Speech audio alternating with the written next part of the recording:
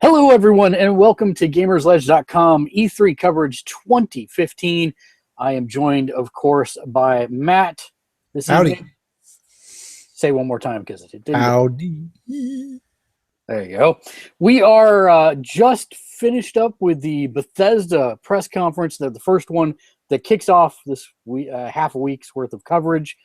And let's talk about our overall reactions to how we think they did as a press conference first. Then we'll go blow by blow of what they showed, announced, etc. So, Matt, what were your thoughts on how they did for their very first ever E3 press conference?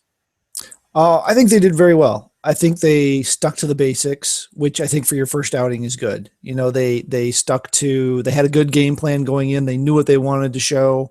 They obviously had trial run this all before. There were no technical difficulties other than IGN stream. Well, that's IGN's fault. That's IGN's fault. They actually acknowledged that in the after show, beginning of the after show. But they had a very good layout. I think they played things in the right order. They had good humor. They had good presenters. Now, this is something that is huge because you look at like some of the other game companies, they'll truck these guys out who look like they probably haven't seen the light of day for the last 48 months, much less had any human contact. And they get up in front of this huge crowd and they don't know what to do. The main guy, I'm horrible with Bethesda. I don't know anybody's names from Bethesda, not at all. So the MC host guy who was like the president or CEO or whatever, he was very well spoken, very well presented. And then GamersLedge.com, the president, CEO guy, or whatever. Don't know. I don't remember. It wasn't important at the time. It wasn't important to me at the time. I will agree that they were very well rehearsed, very well prepared. They did not have programmers speaking about different things. They had obviously people who were heads of the different companies actually coming out. But I thought for a first opportunity for them to do a press conference, they did it very well. They opened very strong. They obviously ended very strong. Yeah. And everything in the middle was that was the downside, is they had their two big bookmarks, which they led in with and then they tailed in with. And obviously the tail had just tons of stuff we'll talk about a bit, I'm sure. But I mean, that's the way you do it. You know, you open big, you close big, you put the stuff in the middle that you don't know how it's going to be received. So they started off with Doom, which we knew was going to be there, but we didn't know how much, how little. They actually showed us quite a bit. It was a lengthy gameplay demo, enough to assure people that it was going to be fast-paced and not slow like Doom 3 was. Mm-hmm. And it actually, they showed off that you had a double jump, that there are takedown fatalities in the game, so you can get up close and do hand-to-hand fatalities. Multiplayer, they confirmed that when you shoot things, giblets of power-ups shoot everywhere. That's the best way to say it. I mean, it looks very much like the old school where it used to be chunks of digitized gore. It's now your power-ups are going everywhere, and there's blood too that looks realistic. So, hooray! Little holograms mixed into the blood brain matter going on. Yeah, a little bit of both. A little bit of new. We had some borrowed stuff in there. Now, I didn't play Doom 3. Did it commit the cardinal sin of going to the 2-weapon system, or did it have you can carry all the weapons? No, it was the same as. Okay, I was glad to see that in the system where it's basically the old school. You're carrying all the weapons, you know. You're carrying all the weapons, and as you switch between them, it kind of slows time down, so that you can make your choices. Time doesn't stop, but it very much bullet times down for you to make your choice. Yeah. They did confirm multiplayer. Showed us a little bit of that. You can become a flying demon, which looks completely OP. They also talked about Doom Snap Map, in which you could create basically variants of how to play the game, including game logic. You could program ambush spots. You could do make entire layouts of maps. Very interesting stuff. Looked very simple to use. And that seemed to be the theme of the night because creation tools, this wasn't the last time we heard about them. No. They did confirm the BFG 9000. They confirmed that the gameplay looks frenetic and still fun and crazy for single player as well as multiplayer. It looked really smooth, and I think that was...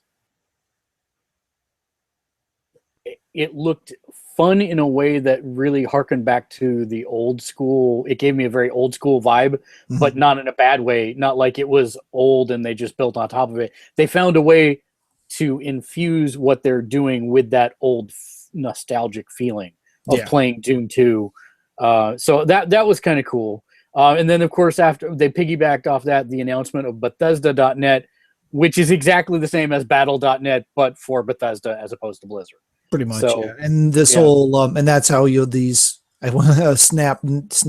What was it called? Snap something. Yeah, Snap. It was Doom Snap Map. Snap Map. I keep on wanting to say Snapchat. It's too close to that. Snap Map. That's where you're going to be sharing all your levels, which the levels will be cross-platform. So if you build a PS3 level and someone else is playing on PC, at least the way they made it sound like, the PC person would be able to download or play your map that you created on a different platform. Yeah, so that was very interesting. They had a lot of oohs and ahs from the crowd, which was probably at least a third Bethesda, but still, overall, the reactions to many of the things during the show seemed pretty genuine and not scripted. But they had some very interesting footage of Doom, and I was actually really glad that they spent so much time on it.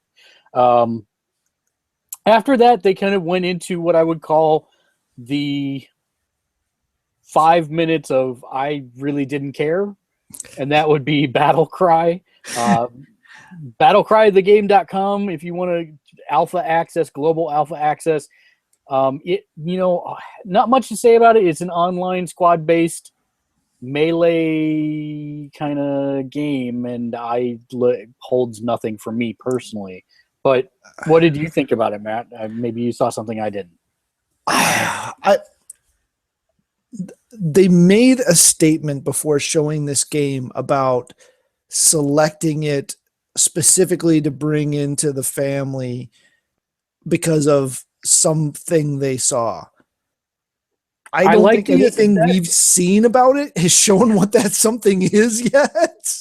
I like the aesthetic. It's steampunky, but in the same vein, they immediately cut to gameplay footage, and it's that old style MMO thing where you've got two characters on the screen and one swings their sword and there's blood that comes off the other model, but there's no actual interaction between them. Yeah, it looked very... I hate to say this because I love Axiom Verge, okay? So I have nothing against simple, but it just looked really simple, and it looks too much like a MOBA, right, for me to get fired up about it. I mean, it's kind of a 3D model MOBA, maybe. I don't even know if it's that big, but it kind of had elements. Yeah. So it had elements of like Bushido Blade to it. It had elements of like a Valkyria Chronicles to it, but it had none of the charm or character of any of those things, if that makes sense. Yeah, it does. And I was interested to see it, but then honestly, it didn't hold much of a candle for me. Now, their next announcement was actually something that I never, a follow-up to something I never got to play the first time around. Not because I didn't want to, just the way that timing fell, and I've never got around to it. And now I'm going to hold off getting to it because we'll talk about that in a second. But that was Dishonored 2. They showed us a goodly amount of gameplay, and the crazy part there is that the protagonist, you have a choice of playing male or female. The previous protagonist or a new one named Emily Caldwin And the interesting thing for me was that since I didn't play the first one, I don't know if this was the same there, but she had some kind of powers like help me out, Matt, the darkness. Yeah. She had some kind of shadow power that she was. Yeah, she had this like vine tendrily thing that she was using, and I mean, obviously the first Dishonored I also did not play. It just again same situation. Had supernatural elements. I mean, you were a supernatural assassin, right? You had telekinesis powers or different types of super abilities. So I'm guessing this is a play off of that. I never saw anything in the footage of Dishonored that was similar to that, but I was very hook shot, type gameplay that they were doing with it, which added an element, and then mixing that with this ability to like slow down time and turn to smoke. It was very, very interesting. Yeah, and I have to say I like the aesthetic. I liked what I saw of it. The main character looks very Elizabeth from BioShock. Is the best way that I could say that. Yeah. John, did you get a chance to play Dishonored? I did not. Okay, so joining us from the land of jaundice is John. Yeah, sorry, I didn't have time to get everything set up right. Well, so I'm excited. They announced there was going to be a collected Dishonored Definitive Edition for Xbox One and PS4 coming this fall. I may pick that up depending on finances and how things goes, but that did look very interesting to me, and I'd kind of like to play through the first one before the second one comes out. Obviously, they didn't put a date on Dishonored 2, so I will probably have plenty of time in which to do that. And that was one of the surprises, too, because there was a lot of speculation about what would this game be called if they announced it tonight. And they did just strictly go with a 2, and it sounds like it is actually a sequel. So which they tricked us, and they tricked us well, because as soon as we realized it was a different protagonist, I think everyone assumed it was going to be named Dishonored : something after that, but in fact it was Dishonored 2, and it is a direct Dishonored. So I will be interested to see what the gap is between the first and second game. Did he train her? Was she like this? Interesting stuff. So yeah. I think I still have the first Dishonored from PS Plus, I think, in my download queue. So I will give them the benefit of good positioning for their weak spots in the game, because they had 2 weak spots, in my opinion, that they split up with Dishonored. Dishonored, the first weak spot was the battle cry, and then they had Dishonored, and then of course they went to Elder Scrolls Online, which is already out. They gave a sneak peek of a couple expansions that are coming up. The first one is called Imperial City. Second one is called Orsinium, the Realm of the Orcs, and I still don't care because that game was not good. But I guess if they wanted to take a couple minutes to try and tempt more people into going, I mean, the footage that they put together looked cool and all, but having played the game, I am not. Now you haven't played the console version, to be clear, right? You played the original PC correct. Release. I played the original PC release. I have not played the console version, and I have heard some outlets say that they like the console version better, but unless they made severe design change overhauls to the game, I'm doubting it's any different than the PC version. Well, we know based off of one particular other title where it was not so good, it was kind of okay on the PC, and then amazing on the console. Well, okay, yes, Diablo being that case, yes, you are correct. Yeah. So, but that's not it. I mean, this is not that. It hasn't gotten that flavor of review. That kind of overhaul, yeah. Well, that then brings us to an interesting one. Yeah, a very interesting one, which John thought that I had died and gone to heaven when they announced. It was called exploded a little bit. The Elder Scrolls Legends collectible card game. Yes. That is coming out for both PC and iPad. It's a free-to-play card game, and they gave us no other information, no gameplay, nothing but a CG demo. So yeah, that's really the there's not much to say about that one. So I can't really say that we can. They gave us absolutely nothing. They didn't give us a single card image. They didn't give us a brought to you by the people who made. Blah, blah, blah, blah. We don't know Just- what the mechanics look like. We don't know, is it going We to don't be even know what faction-based? platform. Oh no, we did say PC, PC and iPad, and and that's it. iPad. That's what he did. So say. what's their love with Apple? No love for the Android base? Well, when you want the largest app marketplace in the world, they're going to tout that partnership. And here's the other thing. They're getting they had to work directly with Apple to get the let's talk about that app first before we talk about Fallout 4, which is the 800-pound elephant in the room. So one of the things they did in the middle of the Fallout 4, 25 minutes, 30 minutes that they gave Fallout 4, is they announced a brand new title that they said was based on PC Little People, which makes me feel like the oldest person in the room because I played PC Little People obsessively when it came out, 22 years ago? 23 years ago? A long time ago. Yeah, about that. But you mine out and build your own vault and populate it with vault dwellers, and it is free to play with no in-game app purchases other than the ability to buy randomized packs of loot in the form of lunchboxes should you desire to, but you do not ever have to do that.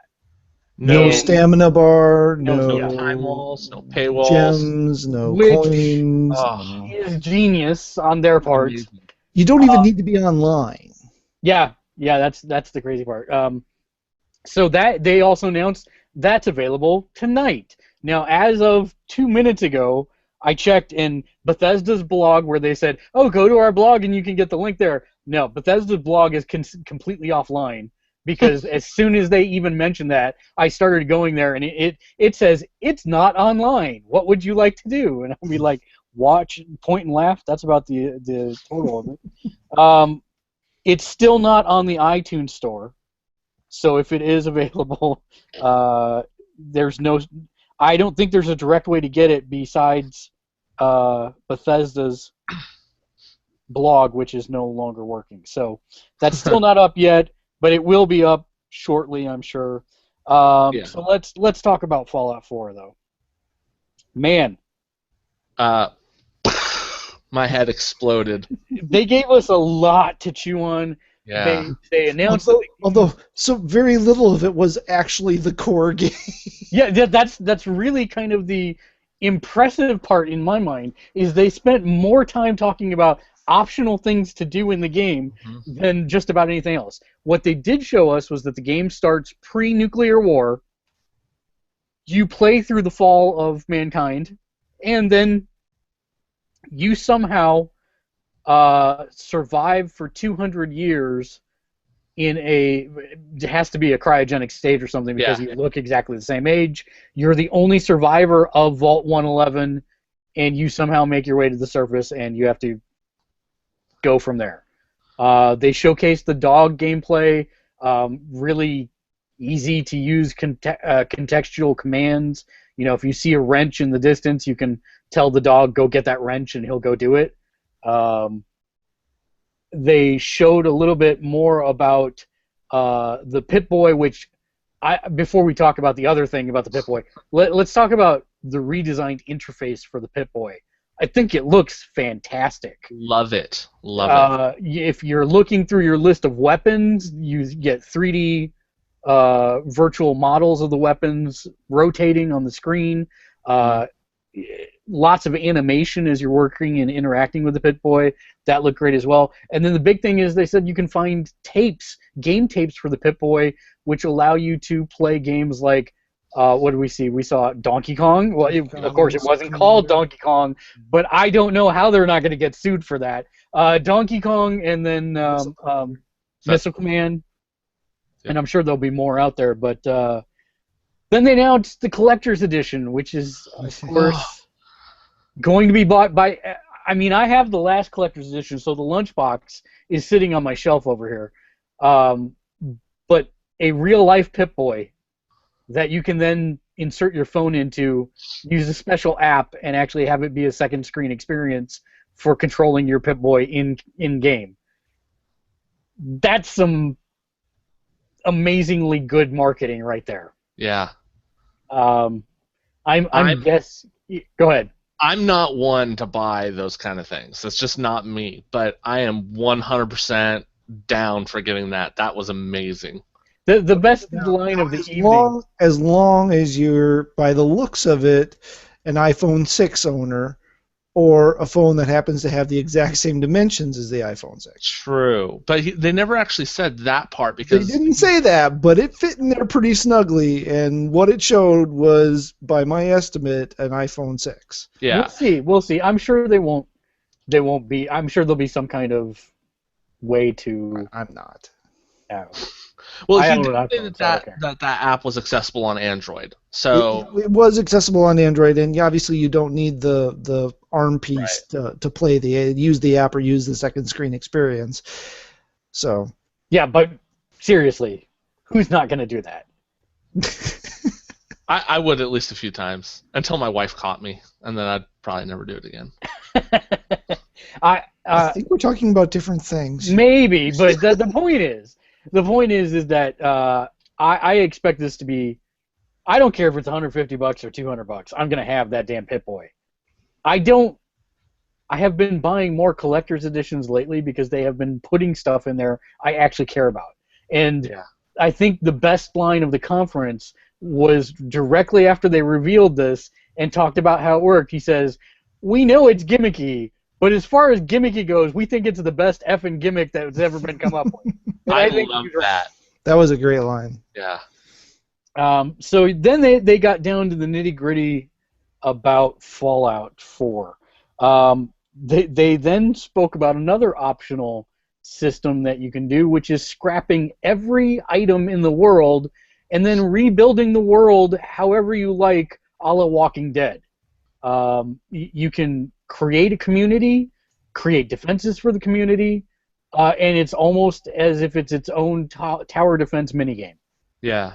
The only thing that I'm curious about is he did mention that there's designated places to do this. We've set out and made designated places. So I'm wondering how many there are, and how many options do you have in terms of picking your location and background and that sort of thing. I thought it was interesting that he said you can run the Brahmin caravans between the different settlements that you make. And then they spent a little time on that, and that was actually very surprising. I was not expecting that from the game. But then they went into the crafting system, and Matt just kept saying to me over and over as we were watching live stream, your life is over. And I actually wholeheartedly agree with this. They said there are 50 base weapons and over 700 mods for those weapons, and they actually went through a little video showing all the different ways that you could change the modifications, and then you can modify your power armor in the same way. Like I don't know if I'm the only one, but I never really used the crafting system of Fallout 3. Either I found plans I didn't have parts for, I had the parts for the plans I didn't have, and it just was never really useful for me, so I just kind of ignored it. The way that they've spun this one it's just, so far from the information we know, is just amazing that you can build and customize and craft and change and really kind of tailor the guns and weapons and things that you like specifically towards you, which is... Well, it looked like they really streamlined down the creation and dismantling system. You're only going to get about 12 different things that things dismantle into. Right. And those are the basic building blocks for everything. So I think that's a smart way to do it, because just like you said, I had tons of plans in Fallout 3 that I never had I was missing one part for it. Yeah. And I could never get that one part. And this seems like a way to make that more accessible and interesting to people and get them spending time creating things forever. That also, there was the other thing that they went into before the weapon crafting, where it was like, I don't know if we'll go accessories crafting maybe, but you had a scope. You had a scope you wanted to build, and there were 4 different categories, and you had 4 different options in the 4 different categories of things you could use to break down to make this scope. So there wasn't any one single path. Yeah, you needed specific items to do it, but there was, like I said, I think there was 4 items in each of the 4 categories that allowed you to make this item. So that seemed to be a little more streamlined too. And probably one of the most important things we saw in the demo reel confirmed the teddy bear / junk rocket launcher. Confirmed. We saw a headshot with a teddy bear that it resulted in an exploding head. It was very interesting. I agree that's the future. Most important thing. I think the most important thing was in the contextual menu for the dog, there was a stay command. There was indeed a stay command. That we did not see the dog get killed. I fully expect that you'll still be able to sadly kill the dog or have the dog get killed. I'm still worried about the AI for the dog because it's never been good. It's very happy to see you. It is very happy to see you, which that seems very odd for dogs that survive in a post-apocalyptic wasteland that everything tries to kill them. But hey, who am I to judge? Dog pheromones, I don't know. Yeah. So they also, of course, dropped on us the fact that this game, as I predicted, if you go back and look at our prediction shows, yes. November 10th, 2015. So it will be out very soon. Right before this, I was thinking, when they do these, they always show like release dates in the following year, 6 months, 8 months, year or more out, and I was like, for once, it'd be cool if they just like dropped it on us, be like, hey, here you go. Well, wow. See, one of the main reasons that I kind of, in my mind, knew they were going to do this is because they did the same thing for Skyrim. Yeah. They said, here's our big reveal for Skyrim. Oh, and it's going to be out exactly 1 year later. And so I'm like, there's kind of a dearth of super AAA titles this Christmas, this holiday season. That would be a perfect spot for them to do it. And now, for me personally, Witcher will take me till November, and then I can just start in on Fallout. So, oh yeah, perfect. Oh, yeah. But overall, I thought, like I said, they started very strong. They did the best they could with the middle, and they ended strong. I did actually expect a couple more game announcements from them. Yeah, they had a lot of games on their final splash screen that I was surprised we didn't at least get something on. But sadly, the only real definitive date, I can't speak all of a sudden. The only definitive date we got for anything was Fallout, which is fine. I don't mind them announcing a game and not giving any expectations. Let them be done when they're done. That's fine by me. But for the one we got, I'm very happy with that.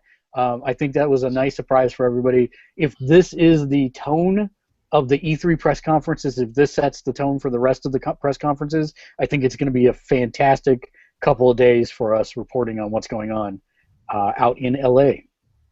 Yeah. Go ahead, John. Maybe you touched on it already, but I was really blown away by the graphics, both on Doom's graphics and then also the Fallout graphics. Just there, especially in like Doom, that's when I first saw it. It's like the fire and the explosions. They looked so real, and the colors were fluid and vivid. And I was just like, wow, this is a pretty big leap up from some of the previous games.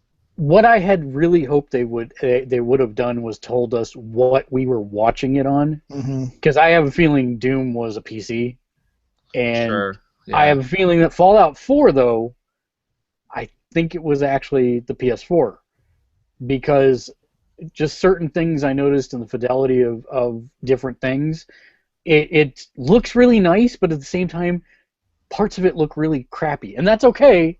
I don't mind. Overall, it's beautiful, but that's always kind of been Fallout's way. Well, and this is something we can go back and look at, but I kind of thought it was Xbox because of the chat selections. Oh, I could have sworn you might be right. You might be right.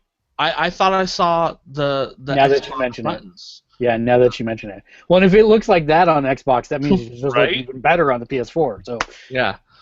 Yeah, and absolutely, utterly amazing for the PC players out there. and I can tell Matt must have fallen off the internet that he didn't jump in on that comment. So there you go. No, I didn't. I'm just. Oh, okay. I'm biding my time. Well, go ahead, Matt. Since you're lying in wait, let's give you the perfect opportunity to spring.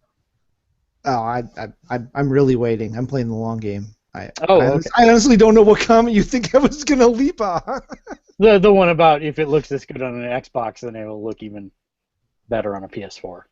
Oh, well, it's true. I agree with that. So, yeah, hardware's hardware. Hardware's hardware. Yeah. So I'm interested to see what the rest of the press conferences this week hold for us.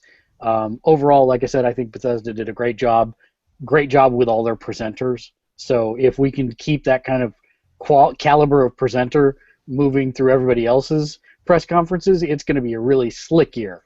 Yeah. But, the only thing is, there's going to be more transitions at the Microsoft and Sony ones at least, because they've got a lot more teams. This is one company with a couple of teams that they brought forward, right. And so it was very minimal in the transitions and very well rehearsed because it was contained. Hopefully we can keep the technology issues to a minimum, because wasn't it last year? No, that was PlayStation Experience. That's what it was that kept getting derailed by technical issues. But yeah, the one screen blinking out though was killing me. I don't know if you noticed that one of the middle screens on the their overhead display every now and then would flicker off. Oh no, It was a solid black. Nice. For a second. Totally missed that. Final thoughts on Bethesda's E3 2015 first press conference ever, John? I may have peed myself a little. Yeah, that's a. Just don't get it in your Pip-Boy. Yeah. You know what? If it can't handle a little bit of pee, I don't know. Is that why you're in yellow? Welcome to the garage. Matt, final thoughts on Bethesda's first E3 press conference? Good on them. I think they played this one right. I think they played this one smart. I hope this is an indicator of things to come. I hope that the follow-on conferences look at this and say, oh, hey, you know what? We can streamline this here or tweak this here and make this an even better experience. And I'm looking forward to seeing what's to come. It only stinks that I have to work. I was actually not sure when I figured they had to have something good to show us when they announced Fallout 4 pre-E3, because I was expecting the actual announcement here, and so I was very happy with the amount of content we got. I thought it was worth the time invested in watching it. It wasn't that long, so it was good. It was not that bad. So very interesting, and the only thing I hope does not happen is that other people say, oh, we want to go first, and so suddenly Sunday becomes a full day of pressers in the future. Which then leaks into Saturday. And which Friday, exactly it. I mean, what are we going to have, a week of E3 eventually? So, yeah, I'll be interested to see tomorrow's stuff, and we'll have our big wrap-up for tomorrow's after Sony's press conference, since they are the last one of the evening on Monday. But until then, game on. Game on. Game on.